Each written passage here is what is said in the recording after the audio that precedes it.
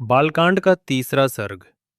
महर्षि वाल्मीकि के मन में प्रकट हुआ श्री राम का पूरा जीवन। देवर्षि नारद से भगवान राम की पूरी कथा सुनने के बाद महर्षि वाल्मीकि ये जानना चाहते थे कि राम के जीवन में हर एक घटना वास्तव में कैसे घटी थी। वे कुश के आसन पर शांत होकर बैठ गए, थोड़ा सा प्रार्थना की और गहन ध्यान की शक्ति से सब कुछ अपने मन में देखने लगे, मानो सारी घटनाएं उनकी आंखों के सामने घट रही हों। उन्होंने राम, लक्ष्मण, सीता, राजा दशरथ, रानियों और अयोध्या के लोगों का जीवन देखा।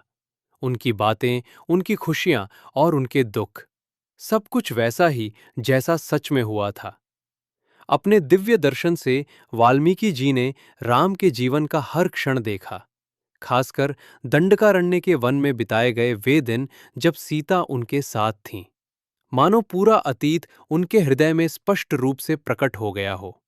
इस गहरे ज्ञान के साथ वाल्मीकि जी ने निश्चय किया कि वे अब राम की कथा लिखेंगे, एक ऐसी कथा जो प्रेम, सत्य और धर्म के आदर्शों से भरी होगी और जिसे सुनकर हर किसी के मन में आनंद जाग उठेगा। फिर वाल्मीकि जी ने वो सब लिखना शुरू किया जो नारद जी ने उन्हें बताया था। राम का जन्म, उनका बल, उनकी करुणा, उनका सौंदर्य, उनका धैर्य और उनकी सत्यनिष्ठा।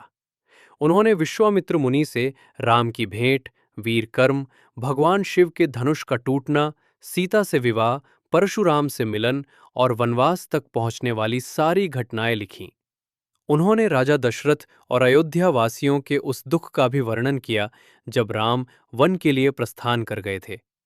वाल्मीकि जी ने वन में राम के जीवन का भी पूरा वर्णन किया, ऋषियों से भेंट, जटायु से मित्रता, कबंध, शबरी और हनुमान से मिलन, राक्षसों से युद्ध, रावण द्वारा सीता का हरण, हनुमान का लंका जाना, लंका दहन, महायुद्ध और अंत में राम की विजय। उन्होंने अयोध्या वापसी, राज्याभिषेक और बाद में सीता के वन गमन तक का भी वर्णन किया। यहाँ तक कि उत्तरकांड में उन्होंने भविष्य में होने वाली घटनाओं को भी लिख दिया। इस प्रकार महर्षि वाल्मीकि द्वारा रचित पवित्र रामायण के बालकांड का तीसरा सर्ग समाप्त होता है, जिसमें बताया गया है कि कैसे ध्यान के माध्यम से ऋषि ने श्री राम का पूरा जीवन देखा और इस महान कथा को सुनाने की तैयारी की।